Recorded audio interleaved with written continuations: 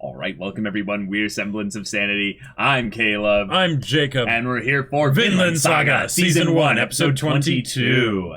Okay. Oh my god. We're going to have Askeladd play with Thorfinn. The board is set. The pieces are moving. We're in York. And yeah, we're getting a semi-Guts Griffith fight in the snow. Although we kind of already had that with Bjorn. But, yeah. But in terms of, like, character moment, you know, that we'll, like, look back on and be like, you know, this was important. Yep. This one's probably going to be pretty important. Because this is at a point in time, at least, where big things, like you said, pieces are moving. Yeah. Big things are happening. Yep. So Askeladd is, in some ways, kind of tired of Thorfinn. And is probably like, all right, I'll play with you. I'll play with you. Right. And, I'm a man of honor. I'll do what what I promised to do with you. It's something where it almost feels like this has to be the final version of Askeladd being like, grow up, kid. Yep. You know. Yep. Yeah. And in a lot of ways, I would really like to have Thorfinn like sort of win, but he can't here. He literally should not have any chance here. Yeah. He is injured. He is badly injured. If Askeladd is going to like coddle him in any way here, then maybe he deserves to lose. But I don't think he will. The one thing that Askeladd does have as a disadvantage, though, that is very important to mention, even though Thorfinn's injury is probably worse, is that his legs got shot through with arrows. You're right. His mobility will probably be limited, especially given the fact that there's snow everywhere. Correct. But that shouldn't hurt his reflexes. That shouldn't hurt his reflexes. But if it's something where he gets outmaneuvered by Thorfinn, that could happen. Yeah, constantly attacking his flank. Right. Yeah, I could see Askeladd taking 2 hits, but not serious hits. Yeah, like a good cut on the side and maybe a good arm cut. But and what other are than that, I don't think. And regardless of who wins or loses, what are the consequences and ramifications of this fight going to be, both in a personal way for Thorfinn and Askeladd and them, but also in the grand scheme of things, because Askeladd is very important to Canut's whole plan. And Askeladd is all in on Canute. Yeah. Like in some ways, the only thing probably going to keep him from killing Thorfinn is that he's like, Canute has plans for you too. But if you're not like man enough to see the potential that I see here, then you don't even deserve to follow in my footsteps. Like, and how is Askeladd going to do that? Because he can't just talk to him like he's trying to inspire some soldier. Because Thorfinn really hates him. No, he has to beat him down first. Yeah, in order to capture this Pokemon, Jacob, he needs to wound him down to, that maximum percentage health, and then throw these, Yeah. Yeah. I mean, that is one way to do it. Yeah.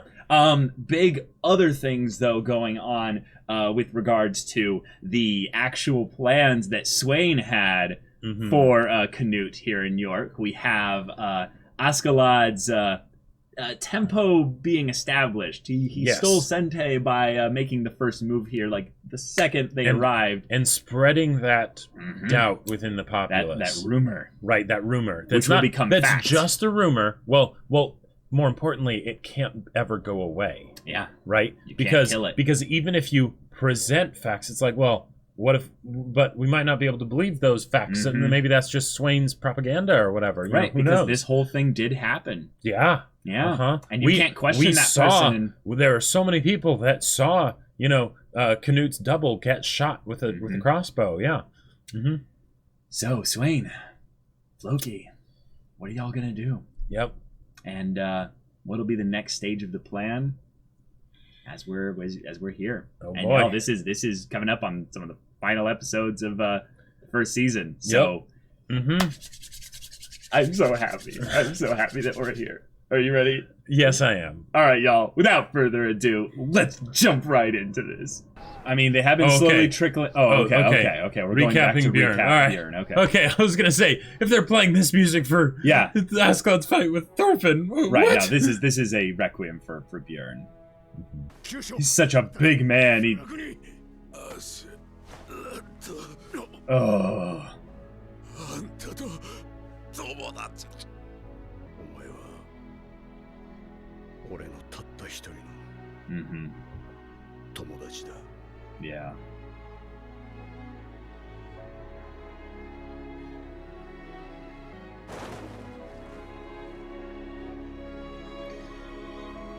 Oh. Okay. All right. Well, now we've got. Mm-hmm. Oh. Yeah, I love how he's wreathed in light there. Well, and the idea that he's like, yeah, I'll play with you, I'll humor you after this. Right. Mm-hmm. Oh boy. Let's do this, y'all. I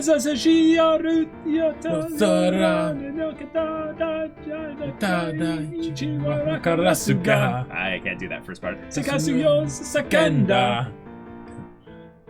Tokumukashi no kiyoku no kawata Kami no sorata. Oh, so I just bleed and feel the blood I have inside me, holding to the creed and blade to slay thee. Carry on the oath until my last scene, higher than the sky and deeper than the sea. Keep your precious justice to yourself, but use it till they're torn, become a pile of mud. I don't need their choice or voice to judge me, the one and only way I had and always seek. Anyone, everyone, I will crush them all. Enemies, let them see now. I see you fall, kings and gods. Change the odds. I'm the one who makes my final call. Kizumo, Kakumo, Kodokasai no Nigiri, Tsubushi, Tarararagu. Keep your crown, I'll take you down. I'm the one who makes my final call. Woo! Love this show. Okay. So what happens now? Oh, the shadow. Oh, wolf. Oh boy. Oh boy. Askeladd's crying? No. Oh, okay. No, Thorfinn's sweating. Okay. I was going to say, Askeladd crying here doesn't make sense, but... Oh. Yeah. Oh! どっちが勝つと思うね、王子。では、そなたはどちらが強いと考える。シェラッドかな。やつに銀1ポンド。Wow. かけぬぞ。なぜそう思う？なんとなく。It's his aura. Yeah, they literally were showing his aura. たのであろう。アシュラッドはそれ以上か。てめえ王子。Oh my god! 中でこの俺様が一番弱えとか。弱えのってな、そんな単純なもんじゃねえのよ。That's true. 勝ったり負けたり、簡単に順序がつかねえのが面白いんだよ。Wow. Exactly. 興味ない。てめえやっぱ女だろ。しょうがねえな。Whoa. Just like how your dad fought. Whoa. Yeah. I don't need a sword to beat. Oh, yeah. Too wide. Yep. まだわかんねえのか。なんでこうなるのか。Yep, blocked it with the knee. Oh! He... Oh! Jeez! Oh, he's... Yeah, this isn't a duel.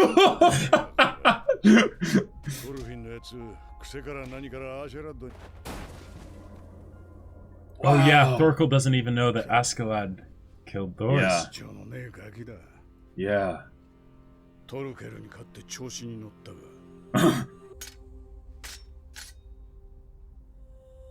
今日はクソ気分のいい日。Wow. やめろ。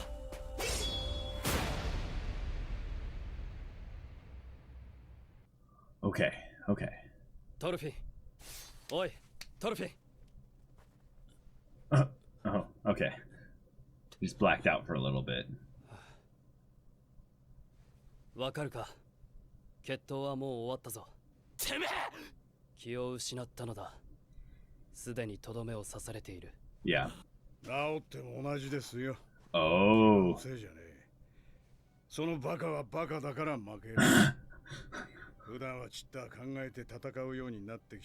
But not when you're fighting me. Oh, okay.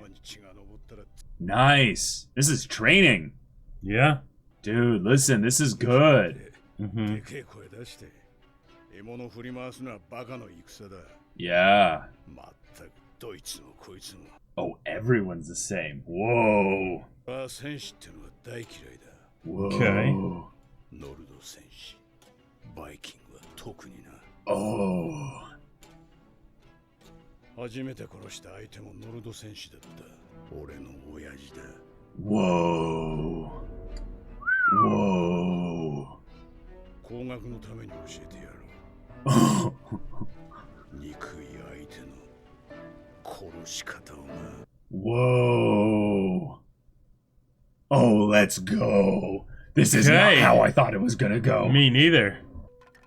おふくろは病気で働くことができなかった。Oh, so you had to...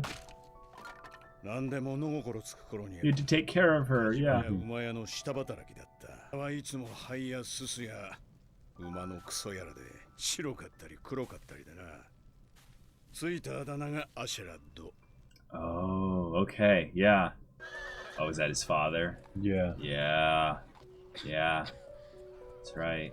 親父はユトランドの豪族だった。俺みたいなガキをあちこちの女に産ませたらしいが、名を与えたのは本妻の産んだ年長の子供。Oh, so he's a bastard. Yeah, no. That's where some serious festering hatred can grow. 親父のお気に入りの奴隷だったそうだが、but not anymore. 病を得てからは犬と同じ扱いだった。Oh my god. 僕らはよく先祖の英雄アルトリウスの話をした。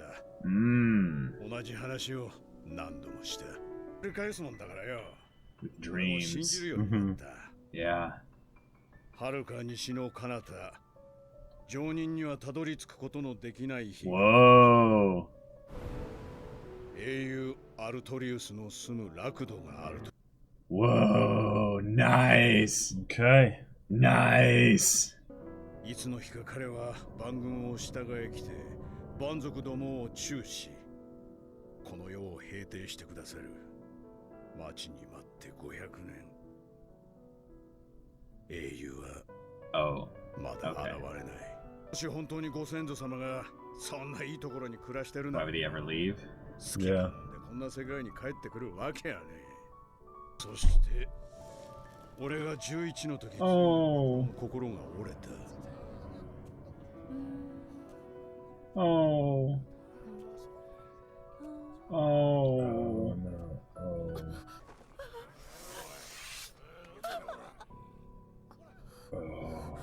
夜にもよってたまたま通りかかった親父のことを英雄アルトリウスと勘違い。Crab. 今この時アルトリウスがおふくろを助けに来ないのなら、そんなものは永遠に来ないのだと。Yeah. Oh! Oh! Oh!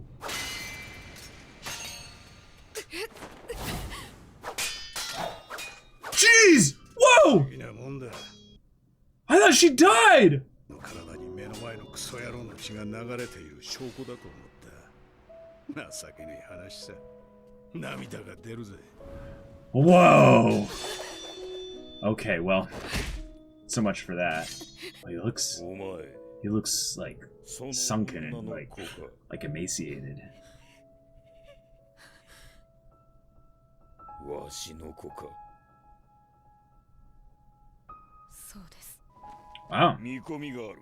Yeah. Dang. さすがに11歳のガキにやれる相手とは思ってなかった。Uh-huh. まずは親父の目に。 But he's now the Thorfinn in this story. Yep. Oh my god. He sees himself in Thorfinn here. Wow. 腹違いの兄貴たちともうまくやってた。いつも親父を立てるように気を使ってね。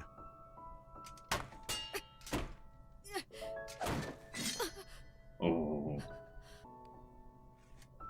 That little bit of respect. Yeah. Wow. I want to see the transition to adulthood. Yeah. Like 16 now, you know? Oh, 2 years. So 13. Whoa. Holy crap. What? Wow. Oh my god. Wow. Oh. Wow.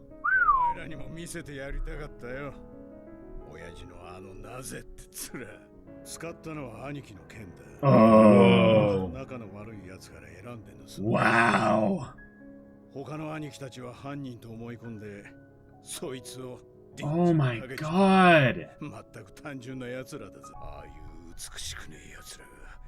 Askeladd, wow.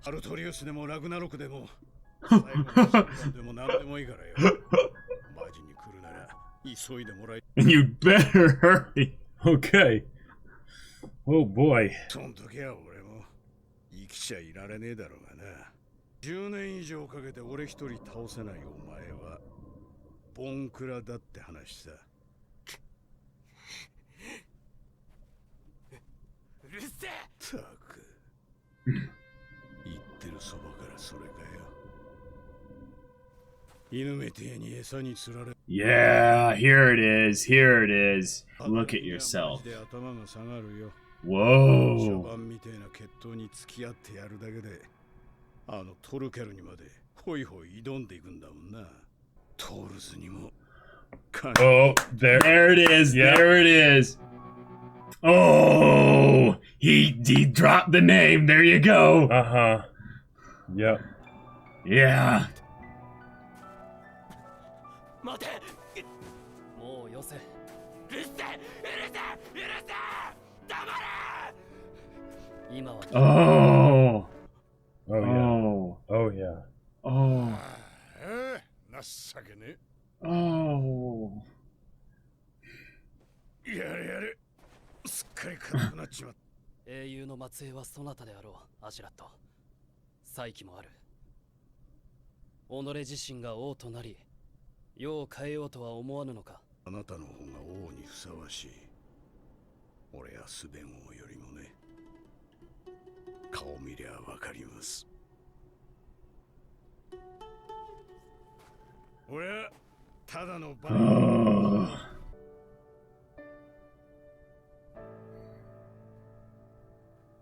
First OP. Screaming up to the sky. Yep. Doors, yep. Yeah, keep going back. Keep going back, buddy. Keep going back. Yep. Oh. Oh.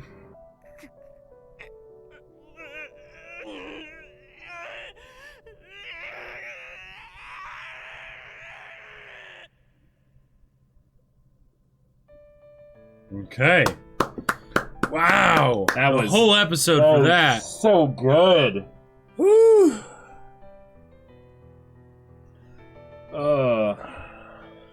Before you have big actions taken by characters, y'all, you double down and like help remind the audience, or in some ways deepen the audience's understanding of their motivations.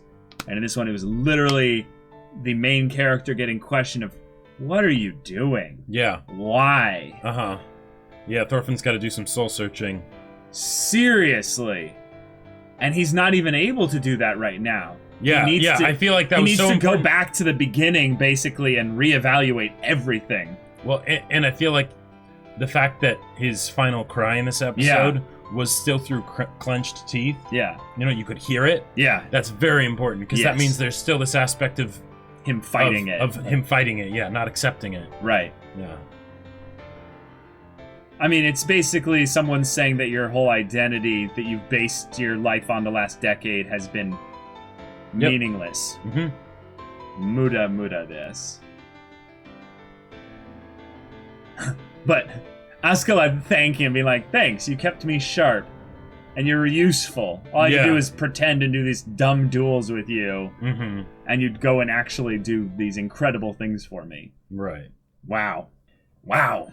All right. Askeladd, favorite anime character I've seen in something for a long time. I want more of this character. One of the things that I really appreciate that they did this episode is that they gave us okay, so Vinland Saga, right? A revenge story, awesome. The start with the Mufasa death and everything, right? It's classic, it's excellent, it's well executed, right? Here I feel like this is where there's the real deviation from the expected, right? Because while the details of certain things in up till now have certainly been unexpected, the main character of Thorfinn has been fairly straightforward. Right? It's heartfelt, it's powerful, there's a reason it works, right? And now it's also rather simple. Right? And whenever you do a revenge story, there's always the question of what after, right? Because the revenge won't actually help them come to terms with what's going on inside of them, right? Might feel good for a little bit, but it doesn't solve the problem. And here, we're addressing the fact that Thorfinn hasn't solved that problem.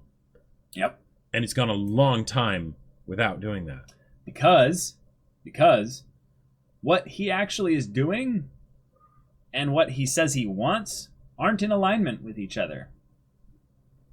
Thorfinn is coming after Askeladd in these duels every time. And I would say, based on Askeladd's kind of monologue here, we can just take everything he says as truth here. Right.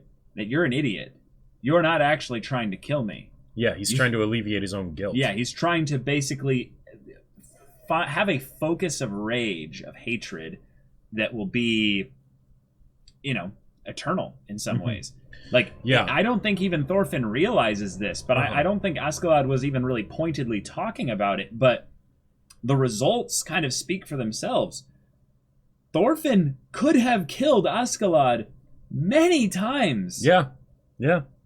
But he wanted it to be this duel style. He wanted to be this way of doing things. Well, and even when he fights him in the duel, if he had stuck to his regular method of fighting, he probably could have killed Askeladd. Oh, yeah. Like he's good. Askeladd's good, but Thorfinn has been specifically training in this regard for a long time and is good enough with his abilities and what have you that when he's thinking clearly, he can beat someone like Thorkell.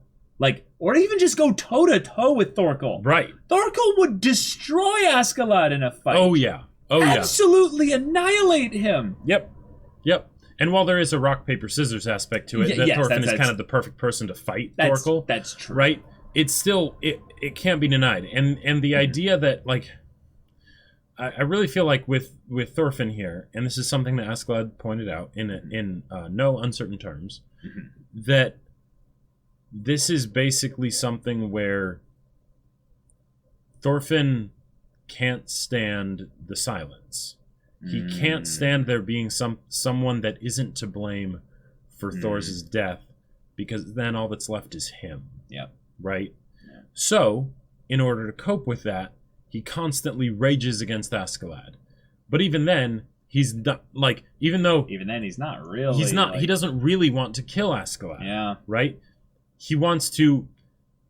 Well, in some ways, you could even say that he wants to get punished repetitively because of the fact that he let his father die in his mind, right? Because of his own stupidity and not heeding his warnings and whatnot. Right. And being the hostage and everything. Yeah. And then there's also the idea that he doesn't want Askeladd to go away because, maybe if Askeladd told him that, hey, Loki put me up to it, then he could have a secondary point of rage. But without that, then there's nothing. And then he would he'd be stuck with the silence. Yeah. Right? Now, obviously, he thinks he wants to kill Askeladd. We're trying to basically get beyond Thorfinn's shallowness and go deep, actually, at what makes him tick. Right. Because the real crux of Thorfinn in this whole episode was that scream at the end. Yep. Where he's fighting back to let out that pain because he doesn't want to. Right. He's raging at the fact that this is happening. He is unhappy with his present circumstances. Oh, yeah. He has the pain of the past, but he is unwilling to address it. So he basically, the voice actor did an incredible job here by basically telling us through no visual cues or what have you, that he was having these two aspects of himself trying to wrestle themselves apart so that he can, deal with each of them individually. But no, it's too closely knit. One is holding on to the other far too much. He's been doing this for 10 years. It's not something that you get over with in a night, right? Like just because you have some. Oh, sorry. Keep going. Keep going. Well, just because you have one Dark Night of the Soul, that doesn't. Right. Yes, exactly. That doesn't fix it. Yes. He needs some Batman alone, like soul searching. He needs to be with himself and nothing else, and come to terms with who he is, so that he can cast off anything that is not him. And unless he's willing to do that, he will be stuck in this rut forever. And that might not be very long. Because things are going to happen in the and you either geopolitical side of things that will leave him in the dust, and you either ride the wave or you get destroyed by it. You get if you're lucky, you just get cast aside. Basically that the wave tosses and spits you up somewhere else, and you're lost adrift. And hopefully you don't drown. Hopefully you don't drown. So that ED, that ED, exactly. I liked the little comedic, back and forth with Thorkell and Canute, because we don't really get actually much of them, talking one-on-one without, anyone else there. So that was nice. And having it be something that's essentially pointless, like, we want to know who's going to win, but the actual bet and things like that doesn't really matter. It doesn't. And and it's a way to have, basically, to cut the tension and have some levity before what's about to happen. Right, because it's about to be a really heavy bit of exposition, a lot of beat down here. And Askeladd basically having the resolve aura that we saw in him before, and then him tossing the sword. That was a moment where I was like, wait, what? Oh, we're doing this. And then it's Askeladd is won. Oh, yeah. And I love how almost immediately, once things happen, Thorkell's like, sorry, this isn't a duel. This isn't a duel. Yep. This is a teaching moment here. Yep. And just the way he just beats Thorfinn to a mess. Yep. And I love how they're both like reminding the viewer they have no idea why this is a thing. And in some ways, it's not. They don't really care to find out. It's just like, like what's the reason? Like, do you know? It's like, I don't know. I wouldn't be surprised if Thorkell found out, like, was able to kind of piece it together eventually. After having seen this and whatnot. And specifically having the name of Thor's be what sets Thorfinn off. He might not have heard that, but I agree. He probably could figure it out. So he talks in kind of the mentor, kind of teacher thing. And I think in some ways, I, again, misunderstood what he was doing here.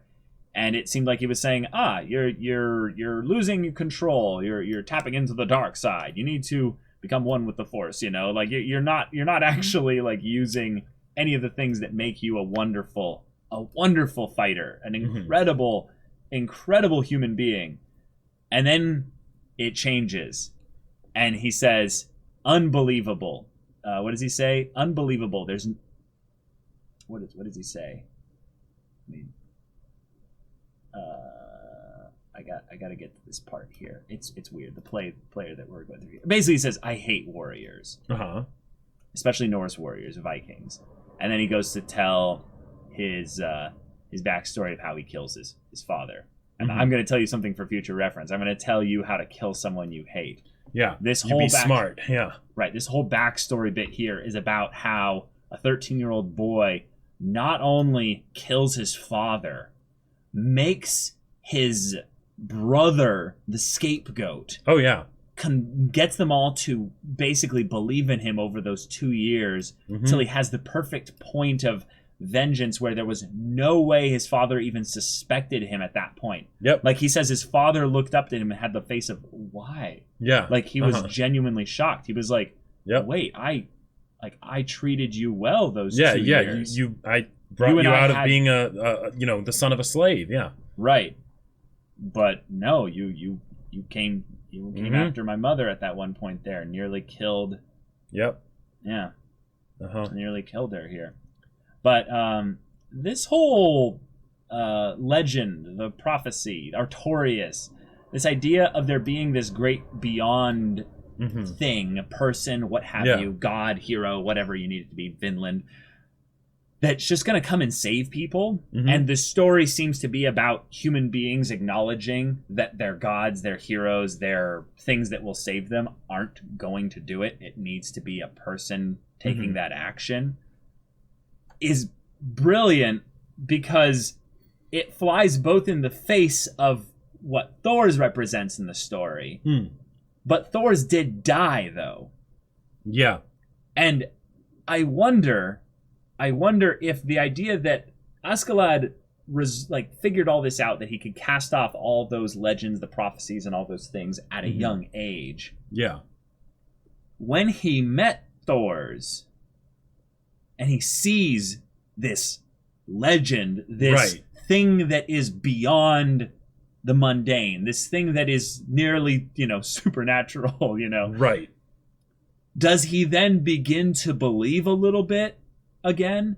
Or does he go, oh, this is just a reminder that I will never experience that. I will never, touch that great beyond. It's always something for others or what have you. Hence why he believes in Canute. Canute is the one that is, if anything, the Artorias potential. I don't know, because with what Canute said to Askeladd, it was almost like couldn't you be that person? Right. He's like you're smart, you're quick-witted. Couldn't you be Artorias, returned, right? And he says, no, right? I'm a Viking. You're someone that can be, you're someone that can actually be king, right? And there's a little bit of complexity here that I think almost requires actually a rewatching of the whole show at this point, because what I'm getting from him is this contradiction where he hates the Viking warriors. He hates the idea of warriors. Yep. Yet he sees himself as one. Well, he is one, so his self-hatred has to come from something that has to do with his identity, but in some ways it is that he is this dual nature combination of being both the son of the, dirty blood Viking warriors, but also that gives him his, his power and his genes or what have you, strong strength, what have you, like that. But then he has this other part of him as well that's, from the ancient, bloodlines of Artorias and the legend and the Romans, I'm guessing, the Welsh or stuff. So is this a thing where he is actually torn up inside internally, or that there was a point where he split himself intentionally and just forgoes acknowledging that half of his of who he is? Well, I almost feel like Askeladd, he's saying basically that the reason he can constantly beat Thorfinn is because he's in a state of acceptance. Okay. In the same way that when Thor came along, he accepted that this guy was a better leader than him, right? Or he could be a better leader than him. When Canute came along, he accepted that Canute could be a better leader than him. His odds were better and things like that, right? Right. It's his humility, if anything. Yeah, and he accepts the fact that he is a Viking, right? He accepts the fact that this is a part of him. Okay. And yet, alongside that, he also hates them, right? So he, he's still trying to effect change in whatever way he can, yet he knows what his limits are. And because of that, he was able to kill his father, right? Yeah. Because he knew what his limits were. An 11-year-old kid wouldn't be able to actually kill this guy, right? So I'll train up. I'll get to the point where I know how to use a sword and all this stuff. I'll buy his trust. Exactly. Effort, Ingratiate time, him, like myself, with him and with the people around him, so that after I kill him, they don't think it's me. Right. I will get away with this. Yeah. Okay. He mentions beauty a couple times there. He mentions that his father was a beautiful man, like there was something radiant about him. And he's mentioning how the Vikings are all filthy and stupid. They have nothing except their own greed. people without beauty like them started popping up everywhere. What does he say after that? Started popping up everywhere and throwing their weight around. Basically saying over the course of time, he's seen people go around and take their filth and just throw it around, spread it, causing death, destruction,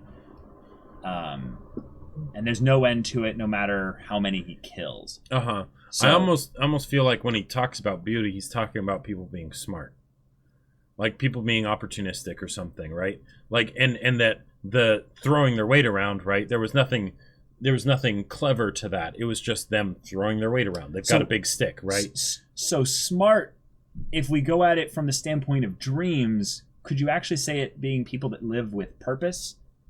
People that live with a little bit of that, that divine, sure. that aspect of the dream. So someone like Canute, he sees as having beautiful, the potential of that, because he has that, he has that potential here, right? Yeah. Hence why he killed Ragnar, and then with Thorfinn, he thought Thorfinn might, right? Probably because son of Thor's, and because that's his story, right? Yeah, it reminds him of him, maybe, right? But now Thorfinn hasn't taken that route. No, Thorfinn has not accepted reality. Right. He hasn't regressed. He's remained almost in a point of stasis. He's unable to. Right. He's unable to grow. Which is very fitting for a story. Like if you think about this classic story that Vinland Saga set up. Yes. It's a hero's journey. It's a coming of age story, right? Yep. It's with the loss of innocence and everything, and yet Thorfinn refuses to change. So right? the story can't continue in a lot of ways. Like even straight back to when he was 6, right? Mm-hmm. Like, yes, Thor's died, and that changed him, but it didn't really change him. It more brought him to the forefront. It brought all that stuff in him that Thor's was trying to tell him that that's not the way it goes, right? Right. You don't have any enemies, right? Yeah. That kind of thing. But that aspect of him did not change. He didn't accept that, and now because of it, he's still in this situation here, 10 years later, right?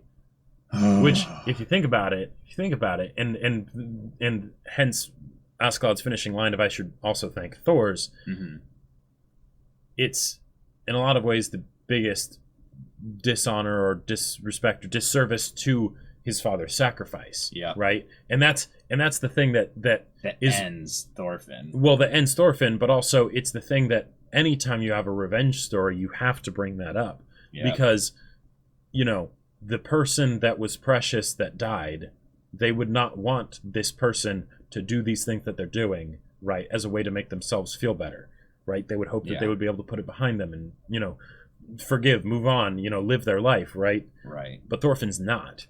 Right. So, which kind of makes it so that Thor's sacrifice was in vain. Yeah. It meant nothing. Yeah.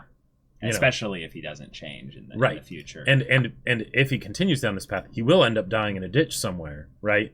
And what a great way to repay the sacrifice of your father. Of the greatest man probably in this show. Right. And certainly the greatest man to Thorfinn, right? Mm-hmm. Right? It has the added bonus that he's, probably the greatest man in the show, right? But, so now he has to reconcile that. He has to come to terms with that. That he's still that upset little child, right? An idiot. Yep. Mm-hmm. What's he going to do about that? Unable to see, what's in front of him here. And he could kill Askeladd. He could find him in his sleep. Like he almost did when he was a kid. Remember that? Yeah. What's really funny is Askeladd at that point, when, he knew that Thorfinn was there and he was about killing him. Askeladd was flashing back. Probably he's like, oh, yeah, good job, kid. You figured it out faster than I did. Well, except not good job, kid, because I could still kill you right now. Right, exactly. But I think he waited to be like, I'm going to see if he actually tries, Yeah, exactly. Like, I'm going to see if he actually, is able to do it, Yep. But I love here when he's like, you're still saying, I'm going to kill you, right after all that I told you. You're like a dog chasing food. I'm really thankful for, for all your hard work. And all I have to do is put on an act with having these duels with you. and you go off, run off and fight someone like Thorkell, basically being like you still need it like smacked into your thick skull here. Maybe I hit you too hard on the head there, you know, like you are useful to me. That is it. Mm-hmm. And then just the bombshell that I must thank Thor's too for, you know, maybe like this for dying like an idiot and giving you, you know, this wonderful tool to me. Yep. Yeah. And just the way he's like, wait, hold on, like, like he's just starting to get it, like he's just starting to get like, what's actually going on here? But yeah, he's unable to accept it. You're right. Acceptance is, I think, the thing here. Yeah. Oh boy. Canute, asking him. He's like, you know, why don't you do this? And he says, you're joking, right? Weren't you listening just now? Yeah. Mm-hmm. You're more suited than me or King Swain. I'm a Viking.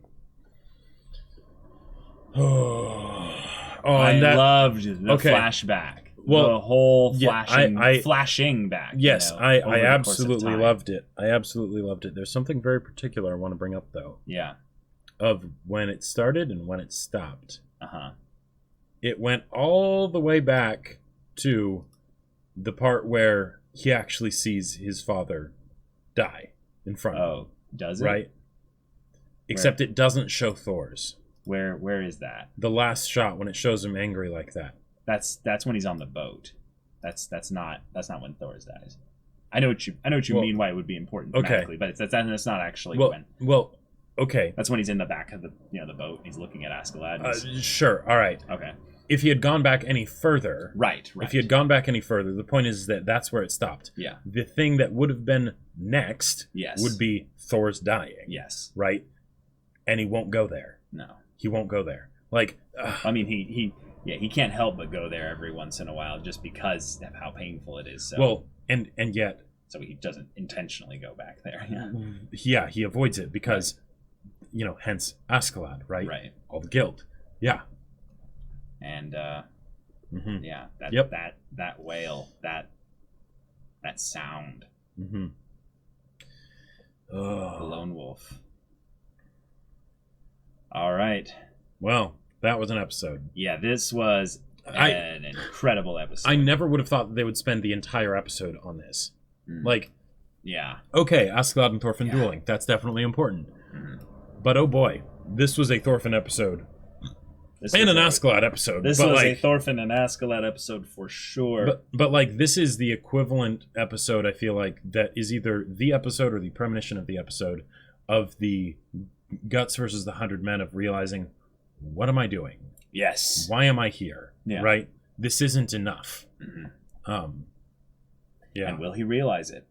Well, yeah, I think he just got showed it. Yes, yes. Will he take the steps, and what are those steps necessary in order to do that? Yep. I would say since we're coming up towards the end of the first season, he in some ways kind of has to do it.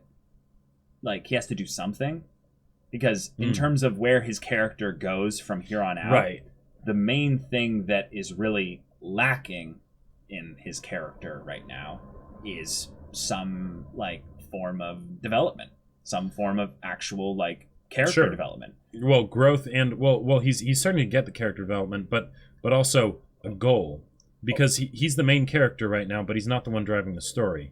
So what is going to be his story moving forward? Right. I was meaning that he hasn't changed as a character alongside any of these other characters that have been going through incredible changes. Yep. So he's like this static thing, just slowly getting left behind in the dust by all these other characters. And if we're going to have any kind of big kind of stuff for him as a character, we're running out of time in the meta way for the season. Which is why it's a great move to bring it up now, because you know, essentially the finale is coming up, right? Yep. And okay, our main character isn't properly positioned as far as as far as a character goes, in order to properly be a main character in a finale. Yep. So now we're having this happen here. Hopefully that change can happen, even maybe happen alongside whatever is happening in the finale. Yeah, or just we know what his first stage of it will look like. Right. Like, what'll be that first thing that he does. Yep.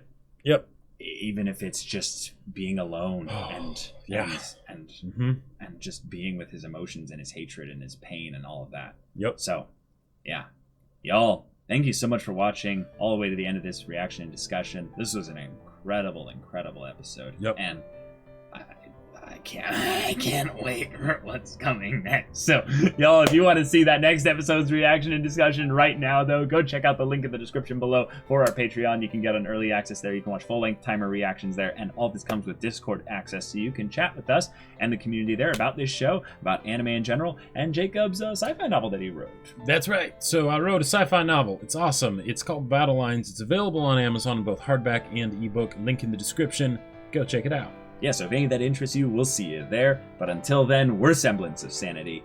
I'm Caleb. I'm Jacob. And we'll see you all next time.